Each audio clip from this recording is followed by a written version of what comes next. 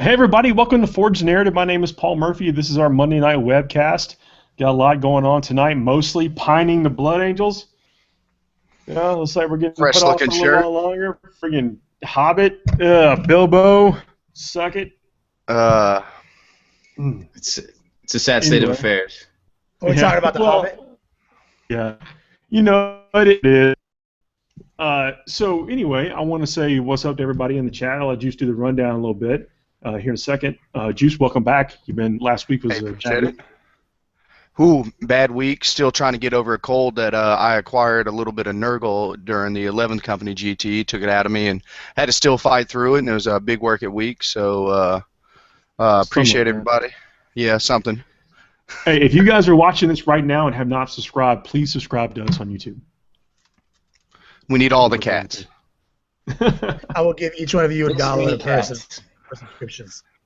This many. One of our favorites. We have multiple favorites in the house. So now we got Lou checking in. Sean, Bailey, Keegan.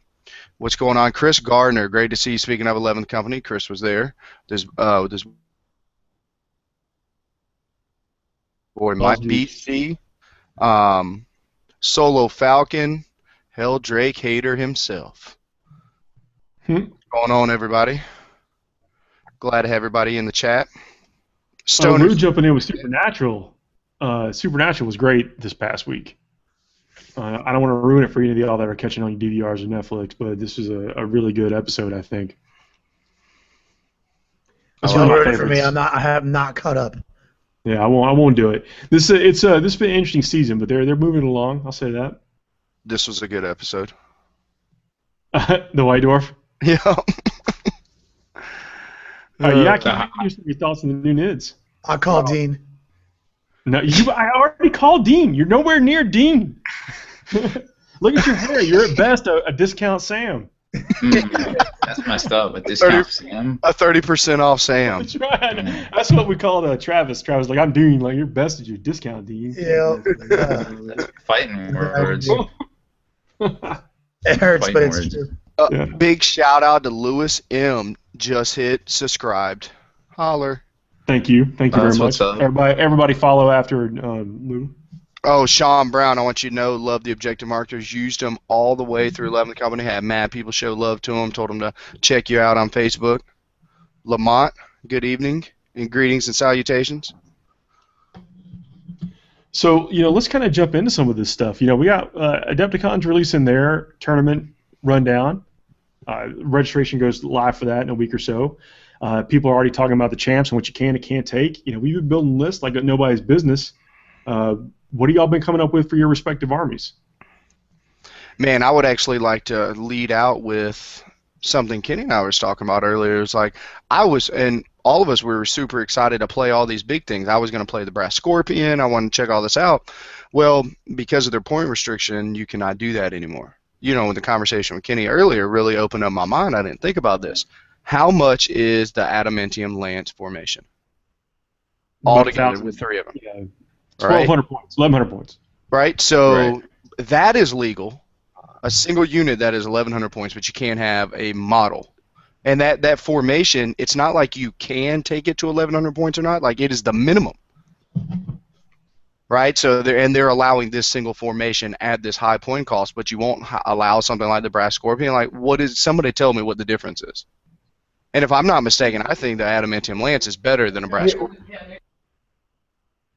You think? Oh, it is. I mean, because it can break out into 3 different things. I'm not certain. Like, nothing's set in stone. They're still in a primer mentality. They're still doing some testing, from what I understand. Currently, today, you can take a formation that's over 1,000 points, but you can't take a Brass Scorpion for 700. I hope they reconsider that. Like, I hope they definitely, take a look at that. I hope they just unrestrict it, honestly. Like, I'm okay. Like, I understand it's an attempt to streamline it. Like, they don't want to say no Satan, but you can take this, but you can't take this. I understand that they want to eliminate that by making a blanket percentage statement. But you know what? I don't care. Literally, just pick and choose if that's what you need to do, because now we're, literally there's like multiple formations that the minimum investment's over 700 points. So to me, yeah, like adamantium lance formation is not the most broken thing on earth, but it's definitely better than a brass scorpion. Well, the formations consist of multiple units that in and of themselves are still just normal 40k units at this point. So that's the mentality. I mean, yeah, definitely understand. Process. Yes. Whereas, and I understand the mentality for sure, but and yeah, I don't mean to come in so hot about it. Like Adepticon, they do their best. They've got a decent thing, but like every tournament, they've all got their little things to worry about, right? Mm-hmm. And Adepticon's no different. And with every mission being like a Maelstrom mission, it's gonna be interesting. It's almost irrelevant, dude. Like straight up, like that's what me and Juice were talking about today. Was like, and you and I, Paul. Like I'm just so torn because like we did talk about how Adepticon is sort of letting everything ride, and it's kind of like a sneaky way of getting us used to bigger games. But we're already used to that, so it's still a restriction for us. Coming in there, having to design army lists around one CAD, one ally. Can ally with yourself. You can do unlimited unique detachments. So basically, you just gotta have to come up with something new, something that you don't play at other tournaments, as you always do. But now you have to think about Maelstrom of War being every game all weekend. Yeah, and I would like to also say that is going to basically putting it out there, doing a 360 compared to the missions that they had last year, where first blood every game, like just get first blood and then just stay alive and you win the game for 2.5 hours. Just 1 second though. I mean, that was a little bit of ignorance in the edition, I think. But now at this late in the game, like if tournaments are still doing that, there's a problem, in my opinion. That's my. Yeah, but I'm on down that point. Yeah, that's there's enough format out there that doesn't need to happen anymore. But I'll tell you what, man, I respect Adepticon and I really like them and I like the guys, all of them. But it's just it's difficult when you make something all the same format, and it's like, so now we got to play test for this tournament, we got to play test for this other format tournament, we got where does it end? Like I can't make 3 or 4 5 different lists, like what I'm saying. That's all first world problems. I mean, that's your choice. Yeah, I was actually about to jump in and make fun of you. I was like, well, oh my god, that's so hard. I had to play more 40K. Yeah. Hey man, that's how I feel about it. Like I want my stuff. Rob just figured out his first army. What? You just finally figured out an army in 7th edition, so now you're getting upset because you have to come up with another army. But I mean, if I want my stuff painted, I want my stuff looking good. I want it converted. I want it looking. But it doesn't have to look good. Just bring it. Barely tabletop. That's standard right now. That's the standard for 7th edition. Unfortunately, it is. I mean, I carry all my zombies around in a Ziploc bag. Yeah, I don't even have a Ziploc bag. I mean, to be fair though, their zombies are well painted, but they are just zombies. Yeah. But I would just like to say, I think this style of list, where it's very objective-based missions, where it's progressive, where it's Maelstrom, all this, we are seeing different lists that normally we would never see. I would like to speak about Sean Naden and about his Lictor list that he won 11th Company with. That list couldn't even survive a 3-round tournament with kill points as a main objective. Yeah, but that whole style of tournament is about non-engagements. Points, and so this kind of unit would thrive, or this kind of army would thrive. Yeah, but that's a format. I mean, that's fine. Yeah, and then spread out a spread thin on multiple different fronts of the army. That kind of army is what Sean Naden brought. And Kenny and I were just talking when you introduced stud guns and a bunch of wyverns and things. Like I'm actually rethinking my NID list. Instead of having these large Termagant units, like one squadron of wyverns will just demolish my Termagants. And then now bring in thud guns, bring in anything else, and it's like even more and more artillery is out there. So literally, I enjoy the tactics behind it of, hey, normally for this style of tournament, I would just plug and play 50 Termagants plus a Termagant. Now I just can't do that. Now I have to make sure that when I am on the table, I can hold this objective, but have to know that I'm going to get cleared out in a turn. I'm going to agree with you on that. Like, I'm actually really excited to play this Maelstrom of War tournament because so far all the negativity about Maelstrom of War has been around. Did you play that one Maelstrom game at that 5-round tournament? It sucked.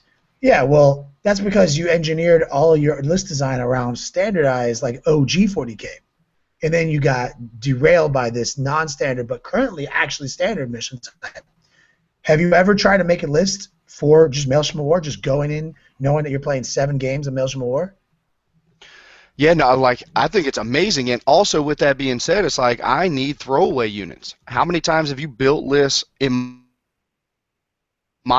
multiple throwaway units where it's like I literally You're going to need them. That's a great point. point because in Maelstrom of War, you actually will have to engage. If, like in progressive objectives, you know every objective matters, so you can be really, you can stay over here while moving over there.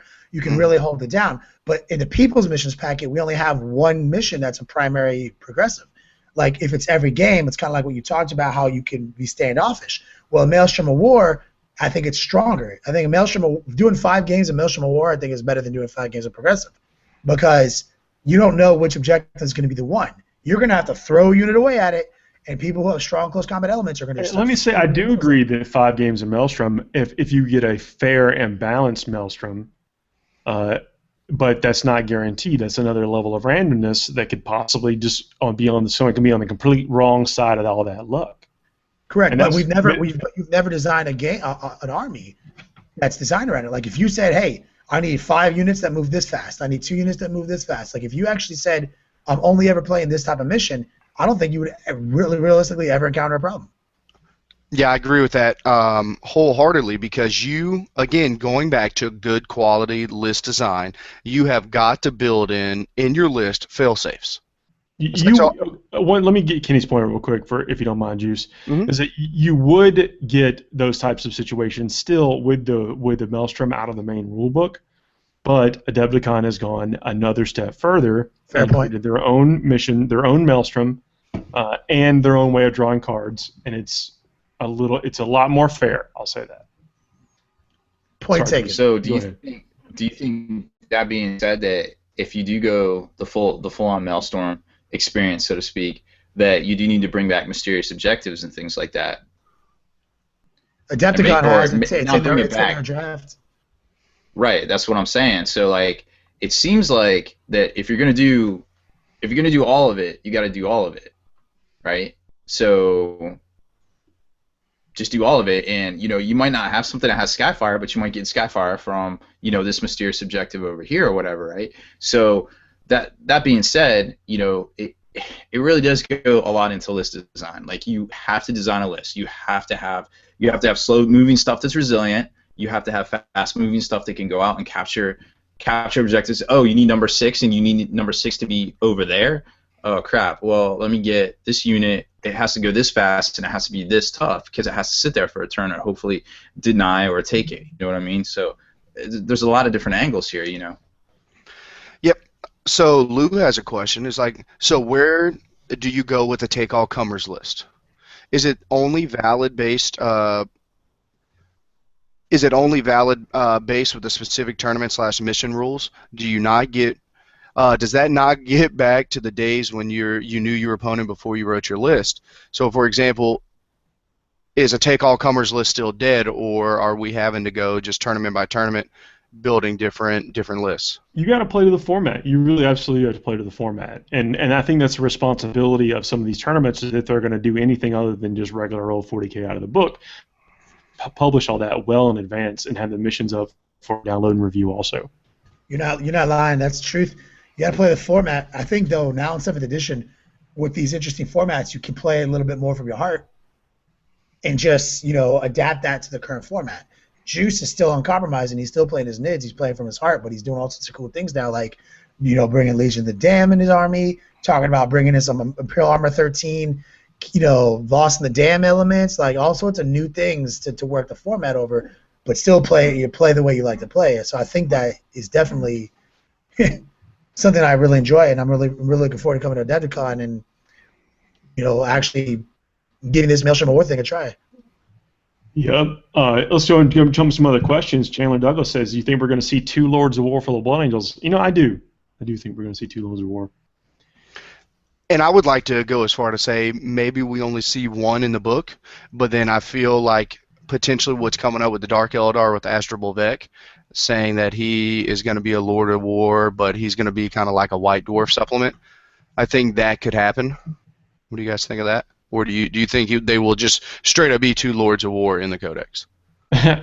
If they make Mephiston a Lord of War, which all signs are pointing to, they probably will. I think Dante has to be a Lord of War. But then, like, where does the Sanguiner fit in? What if we get 3 Lords of War? I mean, Dante obviously has to be a Lord of War. I mean, he's the most OG pimp in the galaxy. I think so, but I think we're finally going to see some kind of what everybody wants out of this book. I think we're going to see Dante with Eternal Warrior. I think we're going to see him swinging, with probably an initiative AP2. He better get Eternal Warrior. Who knows? I'm speculating. I have no insight at all. In the trash. I have no insight. I have only my pride. That's all I got. David E. just said that he pre-ordered his Shield of Ball. Can't wait to have it in his hands. Really good. Looks like there's a lot of fresh art in there. A lot of stories. Looks pretty tight. I mean, people are saying it's going to get some kind of refresh to the Sisters of Battle too. I mean, that'd be neat to see. Anything that makes those Tempestus Scions, the models are so cool. If they get to make them more playable than they are right now, that'd be great. Coach is checking in, family of gamers. What's up, man? Oh, man? Good to see you. So let's talk about like a real tournament, the Forge Narrative Seasonal coming up at the end of February. Doing a little recon on the area this past weekend. Looks like there are a couple of hotels nearby. There's the La Quinta Inn, which actually looks really nice. That's the closest. But I live there. That's actually my house. There's a DoubleTree about 15 minutes away. That it's a Hilton hotel, so if you got Hilton points and that kind of stuff, you can get them and use them there. I'm sure. I haven't called them yet, but it looks like nice property. I think it's the same. They're doing some recon on the restaurants. There's some very interesting places that I know I'd like to eat, because that's really one of the big things. Like, how accessible is food? And I feel like it's there. In that parking lot, there's a McDonald's and a sweet Mexican restaurant. So I like sweet Mexican. Man, sometimes super sweet Mexican restaurant. There is nothing better sometimes than a $6 big old Mexican restaurant beer. Dude, or a $6 32-ounce Mexican beer. Yep. Yeah. I think there's also. I think we just said that together. I just want you to know, I know not a single week goes by that I don't get about 30 of those in a week, of those delicious $6 Mexican. Because they're so big, they're like, it's amazing. 32 ounces, yes. I see what you're saying now. Yeah. So it's right there in between a couple of colleges. We've got Duke and UNC. Right there. Yep, Duke and UNC. Well, Duke's closer than UNC, I believe. Yeah. State's down in Raleigh. So anyway, it's all right there. We're going to have a good time. Going to be more info going up soon. We are going to play the style of 40K that we try to promote the most, which is no holds barred, using missions that are interactive, where one type of list may not dominate the whole tournament. You've got to really play hard to win this whole tournament. I'm excited for the for the People's Mission Packet. How many rounds are we thinking about doing this time? 5 still? 5 rounds, yeah, 5 rounds. No, I think it's that'll be good because we could do 3. We could do 1 day and 2 the next day or something, so people can catch their flights and such. That is the plan. Yeah, I think 2 on Sunday is the best thing to do. You're out of there done by 1 o'clock, 1:30. Nice and easy. Awesome. On Friday, we can have some serious head-to-head games, some team games. Maybe a couple of people that come can play a couple of us for 2 rounds, and then we switch off. We got to do our final installment of our game. I just figured you'd given up. I thought you gave up. No, absolutely not. You both gave up, and Robbie Bean and I won. Oh, man. Pretty much. Jay Troop's already calling second place. He says Austin is currently unbeatable in this format. It's a fair point. Yeah, I currently got nothing to say that he isn't. Yeah.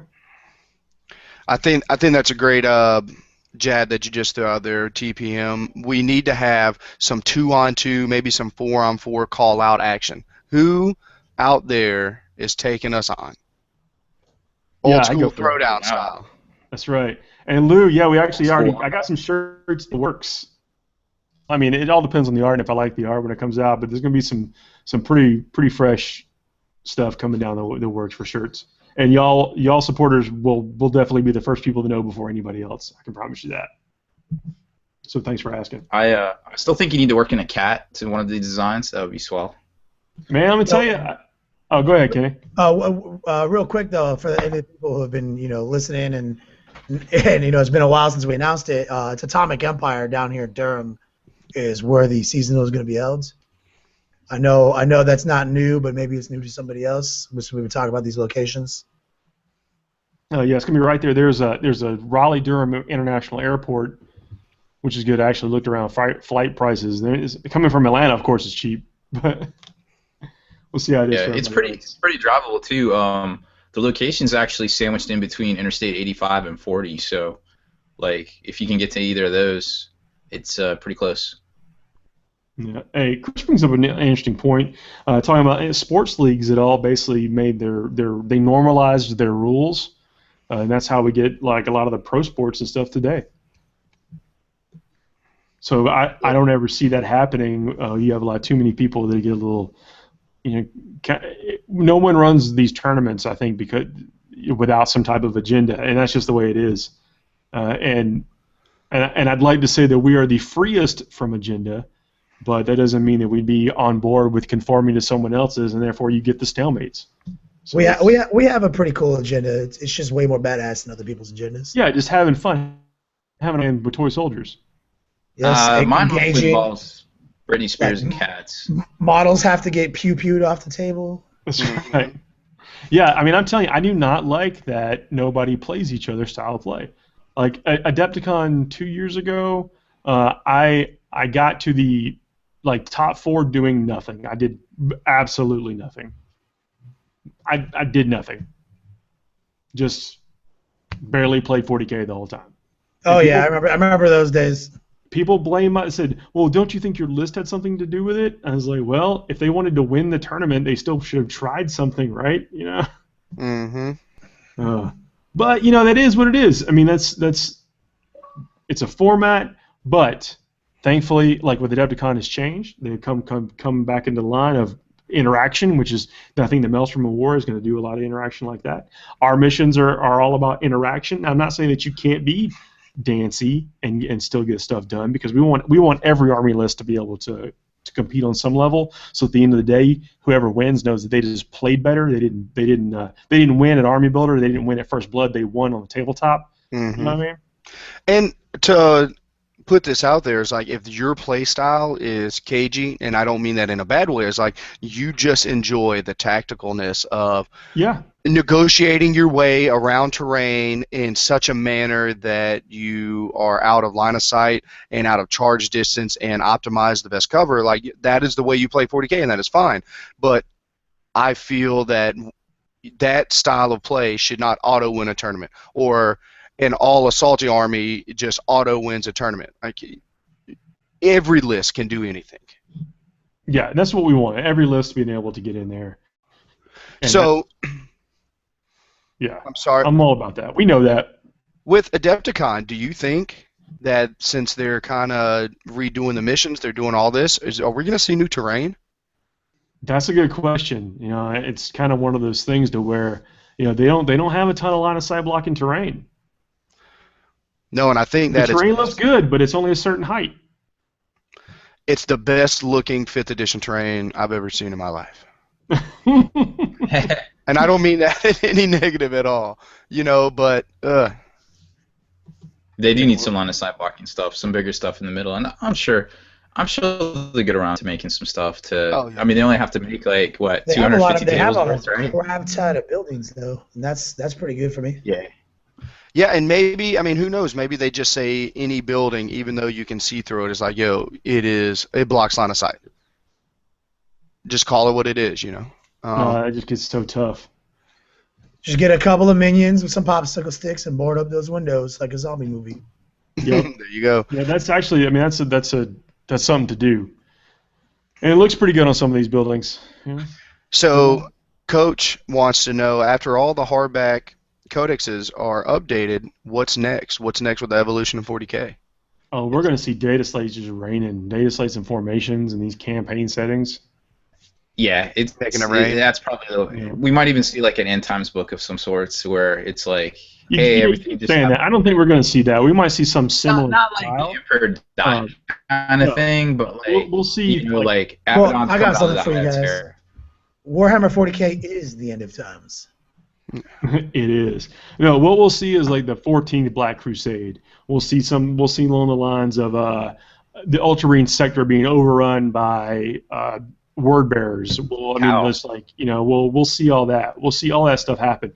We're going to see 30K brought into marketed on the main Games Workshop site. We'll have a whole run of the Dark Age of Technology campaign. Well, that's what the future is. You heard it here first, by the way. Did you get that? I was saying, did you get that from your in with the new CEO or what? Well, you see when you make it into a certain club, even if you don't become the president of that club, you still get info. Chris Gardner says he can take us all out with his 11th company list. Oof. Oh, really?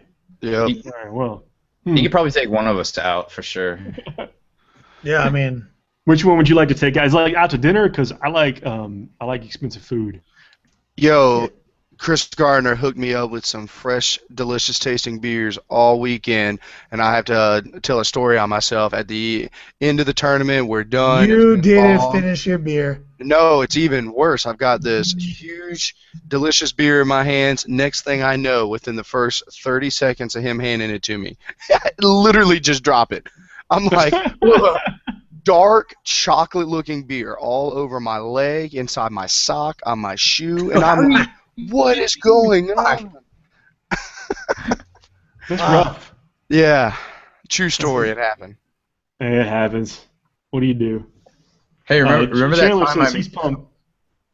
Go ahead, Rob. I was just gonna say, I remember this time I made fun of Juice for leaving his stuff everywhere, and then literally 5 minutes later, I left my iPad at the Mexican restaurant, and I was like, oh, I'm such an idiot. It happens. Chandler from Face the Great Tide, he says whole crew's pumped for the seasonal. Yeah, that'd be nice to see you guys there. And I mean, I'll be there this time.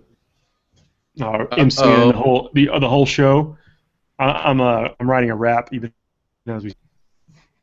Ooh, busting rhyme. Rap battle. Speaking of some knowledge, Christopher Morgan is hitting us with whatever happens, the Blood Angels will never fall to Chaos. Chaos will want to fall to the Blood Angels. That's true. That's actually true. Chaos, if you read the Horse Heresy novels. Mike in parentheses. Yeah, they are all about trying to get Sanguinus to turn to Chaos, and he won't. Never will. Never has. Yo, it's because he's a sucker MC who got choked to death. He's not even alive.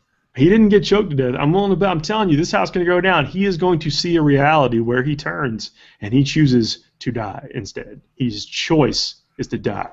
I bet he also cuts himself. Well, that's true. That's true. It's the Black Rage / cut because we care. Cuts for smile. Beautiful man with dark secrets. Dear diary. My wife made the mistake of asking me what the Primarchs are this weekend. Ooh, how much time you got, sweetie? Yeah, so 45 minutes later, she was like, "Yeah, you like Sanguinus, don't you?" I was like, "Yeah, I do." Yeah. I'm Team Edward until the day I die. So V404 is saying that they like to see how all this new NID stuff is coming out. That it's giving him some hope for the Dark Eldar characters. Yo, Azrael Vex should be out by Christmas via a White Dwarf is what the word on the street. I mean, that's possible. I don't know. It's possible. They're up to it. They can put anything out in White Dwarfs anymore. It all works. As long as there's models out, they'll put rules out. That's all that matters. Yeah, I mean, they want to sell these models. So, yep. I mean, that's the quickest way to do it is make a fresh rule. I mean, I'm happy that I don't mind. I really don't even mind that that's the case. That's their new model. Like, I kind of like it. Man, like, I absolutely love it. Like, yeah, dude, look, you just got hooked up, Juice. Like, if I got hooked up, I'm jealous of you getting hooked up. I'm in because I'm at the promise of being jealous of your codex. Yeah. Oh man, dude just got half codex worth of miniatures and rules without having to wait on a codex. Yeah, but we got Imperial Armor 13, so. Yeah. No, we might have a special guest joining here in a sec. But I got a message. where I want to go with this is like I love this. I will pay $4 every week for rules, please. And just because everybody knows I'm so technical savvy, it stifles some people. But like I love this having this. Then I like having my iPad hanging around where I got to look up a digital thing. I'm old school, you know. So this right here is it's like Christmas every morning. I ain't gonna lie, I've loaded almost every codex onto my phone, so I'm just gonna be passing that thing around on tournament. I ain't gonna carry nine. Go to the gallery unless you want to see. Can you see that? Can you see that big? Yeah. Oh yeah. The Dude, I'm getting iPhone 6. it's harder to see. Oh, that's right. Yeah, iPhone 6. You like mean a Galaxy. Samsung Galaxy? I don't want to show my iPhone 6. It looks like a Galaxy on. They're gonna make you homeless. That's right, but you can see it's really well. I was talking to this chick this weekend. And she's like, do you have an iPhone 6? And I was like, no, I got a. She's like, yeah, iPhone 6 is way bigger. I was like, oh, it's like that. Okay. Date over. Damn girl. Yep. So yeah, I mean, but how awesome will that be when we start getting formations for Blood Angels or whatever? I mean, like, then it's going to be great. I imagine I'll have some sort of formats, formations or things in the Shield of Ball campaign book. I mean, they're going to put something in there.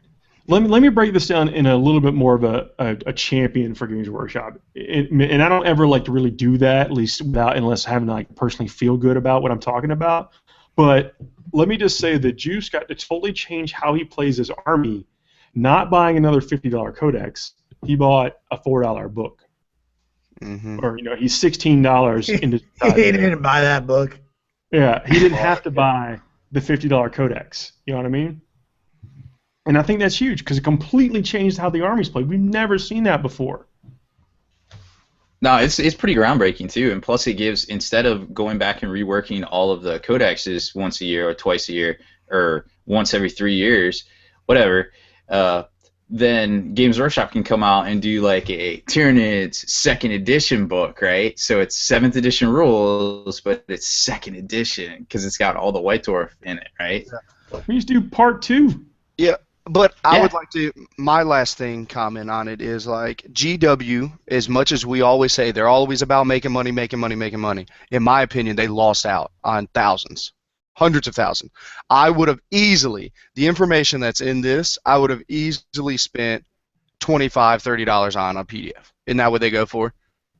Something like $16 to $35. $16 to $30, whatever. It's drop pods, brand new, other big monsters, creatures, and spore mines. Yes, literally that's worth $15. No, you want to know what they did? It's $4. This can't go unsaid though. They have literally fired the opening salvo for saying that we're going to release rules for figures that were in your codex already. That Zoanthrope Brood is in the codex, brand new rules. That's crazy, man. I mean, I'm all about that because that means we can go infinite, and I'm with that. Yeah, I mean that means when your assault squad only get hand flamers or whatever, you can't get 2 assault weapons. Hold out. Maybe they'll get you something down the road. Yeah. Like, I mean, we're living in a golden era, man. Like, there's so much exciting stuff happening right now. I'm very excited. Yeah, it's nice, and if there's an adjustment period. Like, we see the average tournament scene is a little bit down right now, and I think that the average, you'll see fewer pickup games right now than maybe you would normally see, but that's just until things normalize, and then I think it's going to be back into it. People are going to like being able to kind of get some ad hoc rules every now and then. Fair point. See our buddy Lewis up in here reminiscing in Mission 5 in the People's Mission packet. The new one that we wrote. Oh yeah, okay. For the champions. Yeah, the one for the champions, not the Maelstrom of War mission, but like our take on Maelstrom of War. Yeah. So, hey, can you remember Mission 5 at Feast of Blades, where you had to complete different tasks each turn? That was my favorite game of the event. I totally threw units away to achieve some of those tasks. And it was very challenging and fun. Like, I thank you so much. That was actually, it makes me feel really happy because I had a lot to do with that mission. Obviously, it was all cleaned up, but like it was definitely directly based on feedback from our first seasonal. And so it's great to hear that, something that we did to adapt for the people who come to our event was very well received. Thank you. Yeah, we're going to evolve this thing. Like within the next few days, we're about to release all the missions, and I think we're up to something along the lines of was it 5, 8, or 9 missions maybe right now? We're close to 10. I think we're at 9, and I'm gonna get them all tidied up into the nice little PDFs for each little. So if your area plays win-loss, we're going to have the win-loss missions in a packet for you. If your group likes to just pull missions out of a folder, and we're going to have all 9 in one place. You guys just want to have the more interactive, or the ones that kind of shift around what you're playing for every game. We'll have those in a packet for you. But we're not going to stop here. We're not going to tell you that you have to play this way and suck it. We're going to be continuing to evolve missions based on the feedback we get from what people want to see from how we like to enjoy the game, which is interactivity, fun. I got stomp scrub ass units out under my heel to be having fun at 40K. Hey, there's a mission or two in there for you. So that's all I'm saying. So we're going to have all that ready to go. We're definitely going to have it well in advance of the seasonal so people can get an idea of which ones we're going to play. Now, the seasonal is only going to be 5 rounds, of course, but by the time we narrow down which 5 we're going to use, we may even have a couple of more new missions by then. But we'll have them published well in advance. I'm on the horn with Ender right now. He says he's going to be tracking us down some group rates for the seasonal hotels in the area that weekend. Oh, so that's nice. So that's some news. So that's good. Yeah, definitely tell him to let me know when he does that, because I was planning on hitting up a couple of them as well, but I will wait and see. He's the master of that stuff. He always gets it done. It's happening tomorrow. I have ultimate faith. Huge shout out to War Boss Doug, just checking in. What's going on, pimp? Well, War Boss, man, trying to get him in on this live cast, man. He is the purveyor of the Table War and the Fat Mats. So I want to get him, and also he runs the scene in his area. So I really want to get him on to talk about how he's kept that scene alive and going over the last several years. Okay, so I guess if War Boss Doug is listening, you have to add us to your circle. We have to add you to our circle, and I think that's how you get in on this invite. I think we've done that, but we'll have it figured out for next week for sure if he's still down trying to get. I mean, yeah, he's got like almost 15 minutes, so he can't figure it out. If he's as good at computers as Juice is, he will be here soon. So he'll be here with at least 5 minutes to spare. Gamer Champ wants to know: are they going to fix the Shadows in the Warp Social rule?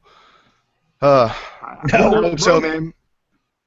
I hope so, but I really like where it is right now with the new Neuro Shredder, or I can't even remember the guy's name right now, but the new Zoe that basically has the Doom and Malantai rule, the Spirit Leech.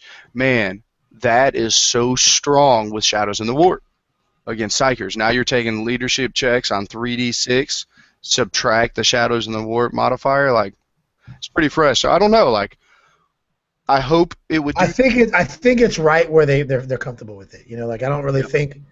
They've kind of taken all those things out of the game that really make it hard to cast Psychic Virus. Yep. So it's to me. I think it's right where they want it to be. Oh, this game wants you shooting your brain magic if you want to shoot brain magic. Yep. And that's what they want. Adam Scheffner just reporting in, saying he had a late night, but better late than never. Glad to have you here. Yeah, man, good to see you. True story.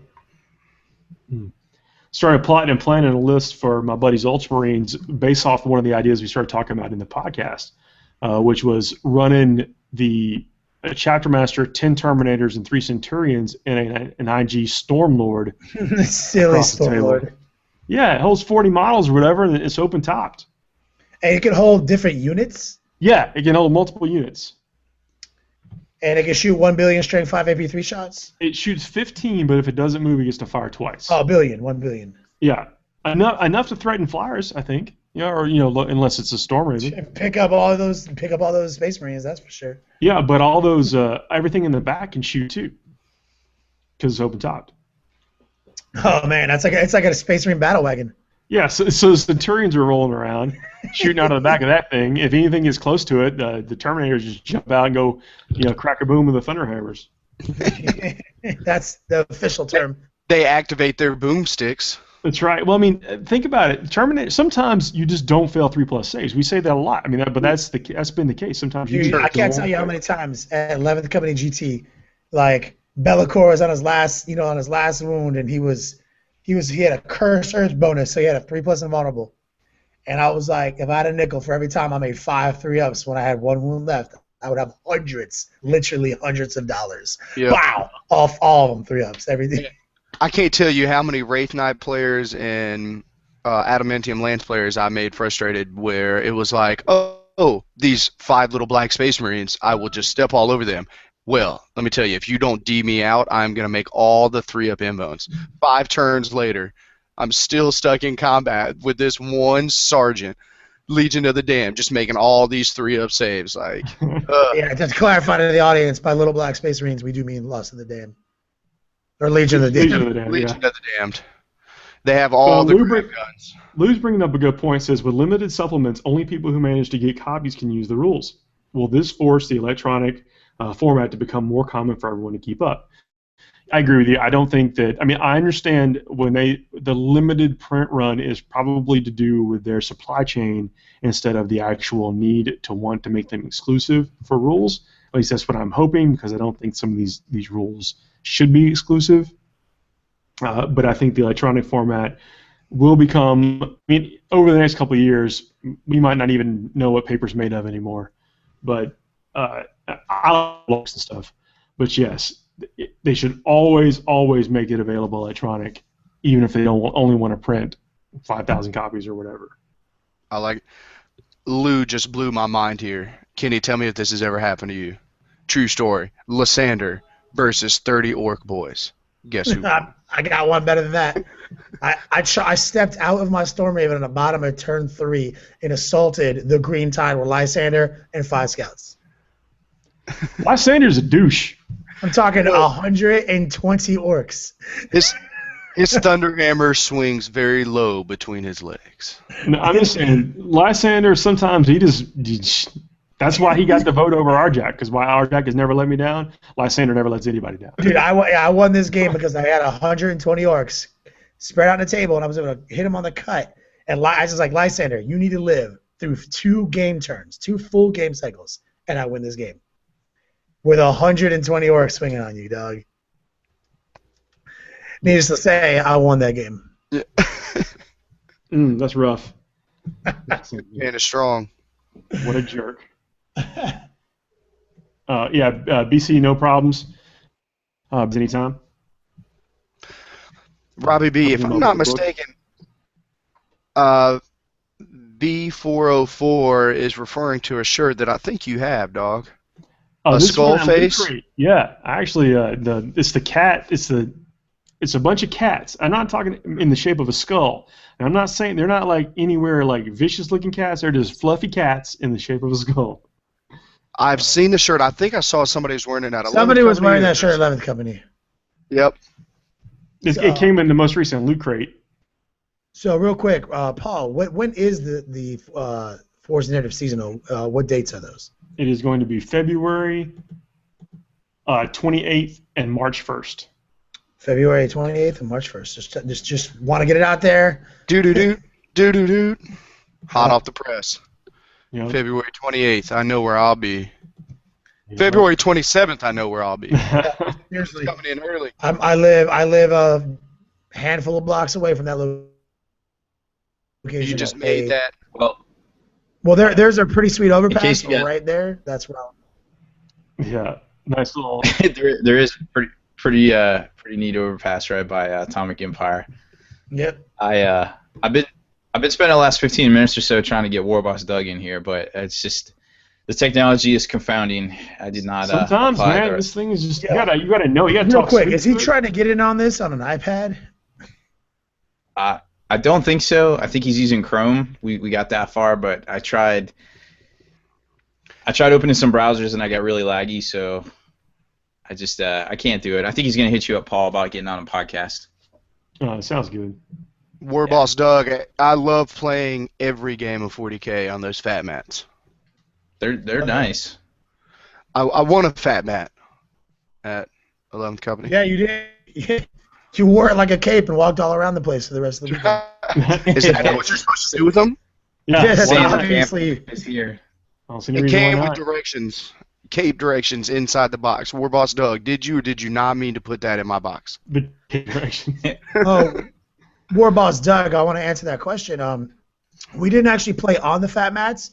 They were given away very, very generously as prize support. Like a lot of people got them. I mean, like every bracket champion, like there were so many. 11th Company actually does something a little bit differently, which I like. They have this really cheap paper on the table. And at first, like you think, like, what is this? Well, they trace all the terrain on this newsprint. So you feel free to move the terrain around all weekend, and the borders are always there. So there's never an argument about anything. It was actually Neil's got some great ideas for competitive play. That is just one of many. The community dice, is the way we do inputs and scores. It's up to us. Yep. There were so many cool things. It was sad not to be able to play on the fat mat, but it was awesome that 15 people got to take one home. Yeah, everybody was like, "Hey, I got a fat mat." It was pretty dope.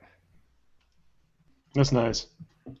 Good prize support is hard to con with the price of everything going up, and I don't want to get us on that discussion. We talked about it now. Like you go win a 3-round RTT, you might be hard pressed to take a box off the shelf.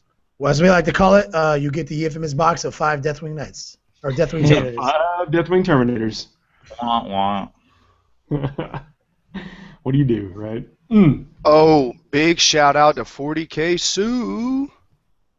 Asking if there's going to be some live coverage. We will go. Yes, we're going to be trying to use as much of our technology as possible. If it doesn't confound us. Even if we got to be logged in from our phones. We're live tweeting updates. Yo, man, I'll tell you what, every time I jumped in on that Mechanicon coverage, I was in my bed on my phone. Yeah, we know.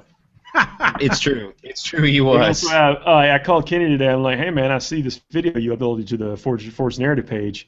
He's like, what are you talking about? Like, you and your dog? He's like, that went to the Forge Narrative page?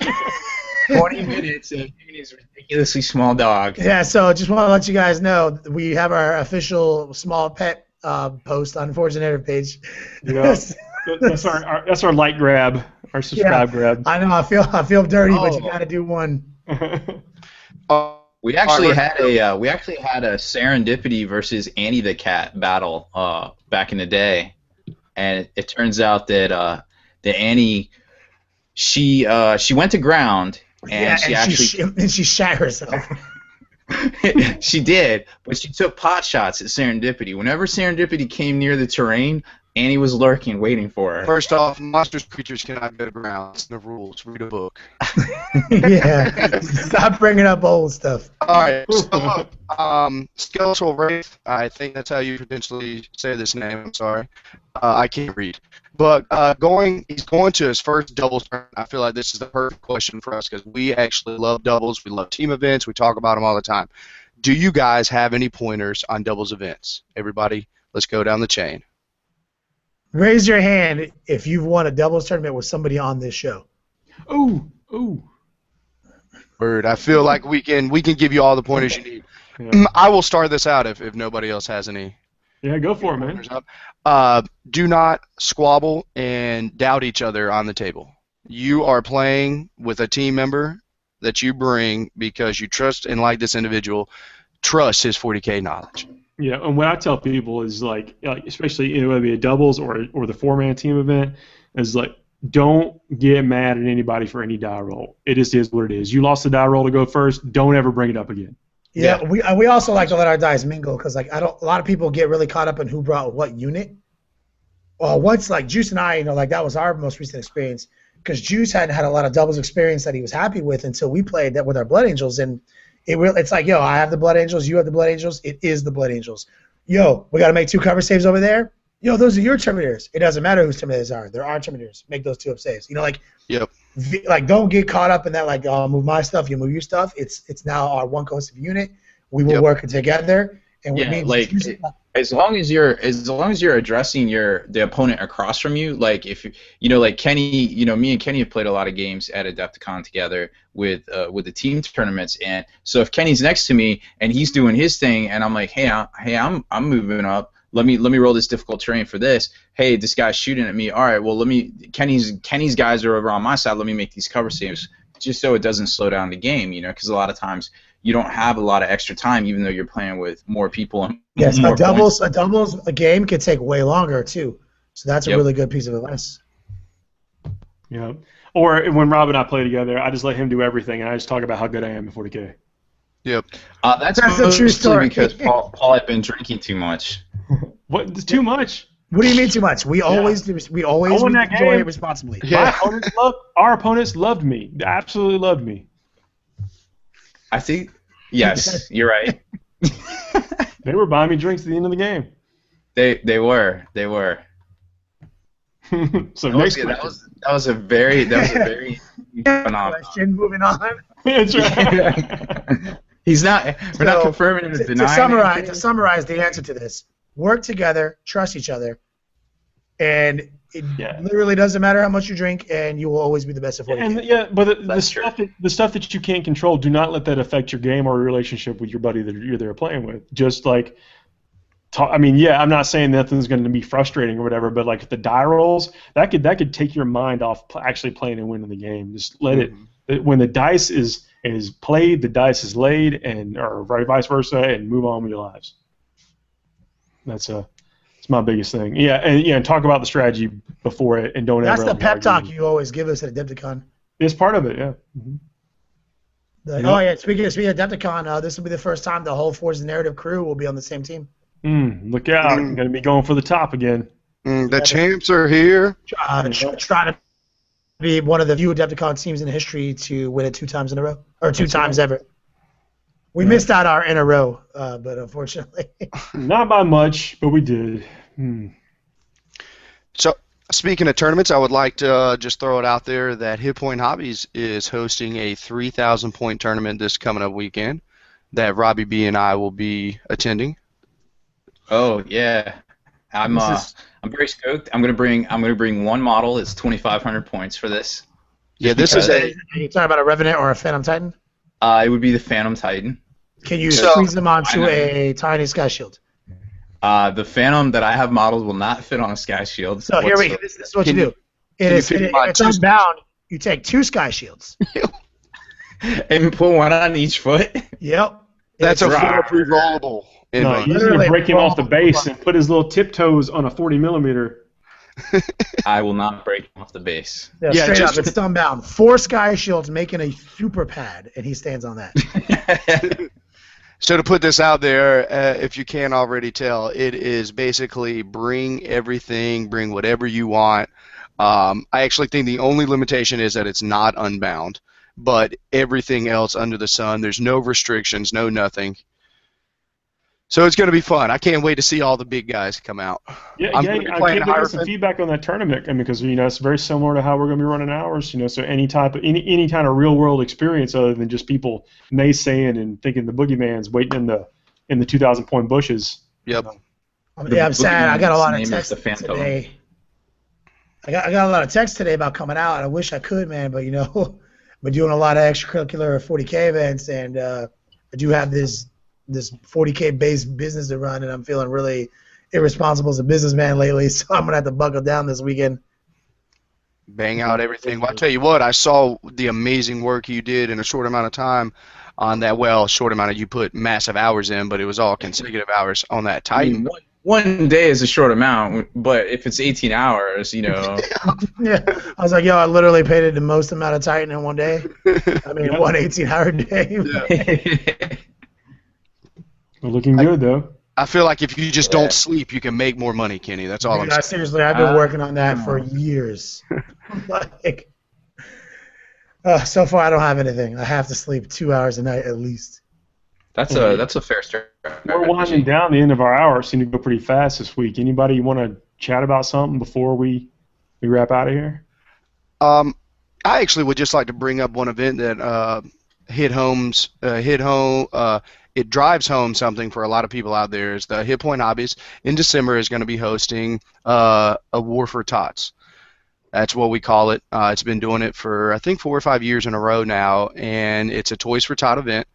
They're going to be hosting and giving away a lot of, or raffling off a lot of very cool looking models. Some very nice painted army will be raffled off every year. Last year there was $1,005 was raised. That was $5 more than the year previous. This year we're hopefully hoping to do more. Please check out their website and Facebook page and all that stuff at Hit Point Hobbies. Hopefully we can get as many people down there as possible. It's for a great cause. When is that? If I'm not mistaken, it's the first week, or December 11th. December 6th, I think. It's 6th, the first weekend in December. That sounds right. So first week in December, I'll definitely try to come out to that because obviously I want to do my part. So that'll be an awesome event to go to. That'll be really fun. Donate, enjoy our weekend responsibly. Yeah, they do. You can buy little cards where for every $1 you spend, you get a free re-roll. I mean, it's just literally. It's not free if it's a car. Yeah. I think the guy who won the event last year or 2 years ago spent like $150 in re-rolls or something of the sort. Let me put it this way: I own 3 Fate Weavers, and that's still only at best like 14 rolls a game. And those models are $50 each. Yeah. There you go. So I'm not about spending $100 on re-rolls. There's going to be lots of ways to. I mean, I think there's going to be lots of events like that, and we'll try to promote as many of them that if we get made aware of, because I feel pretty strongly about that kind of Speaking of which, Thomas McBride in Blood and Skulls Industry will be auctioning off his newest super heavy creation of Space Wolf flavor here soon, as soon as he gets it painted. So check he for basically that. takes Bane blades and turns them into like testaments to majesty. Yeah, and it's this year it's going to Toys for Tots again. So definitely a worthy cause. Make sure you check it out. I'm sure it'll be all over the webs. Yeah, we'll be promoting that too for sure. Well, guys, thank y'all for joining me tonight. Can you have something to say? I just want to shout out Juice. Did you say you saw 40K Sue in here? Yeah. So I want to shout out to my mom. Thanks for watching, Mom. My biggest fan. Actually, 40K Sue just want to know, repeat, that is Hit Point Hobbies. It's the name of the store. Well, guys, again, thank you all for joining us, and thank you all for tuning in live. If you have not already subscribed to this channel, please do. We're going to be putting up some more video contents that may or may not include tiny dogs, or tiny cats. Not ruling that out, and tiny cats. Yep. So please subscribe, and then we'll see you all again next week. Listen to us on the podcast, like us on Facebook and stuff like that. Peace out, everybody.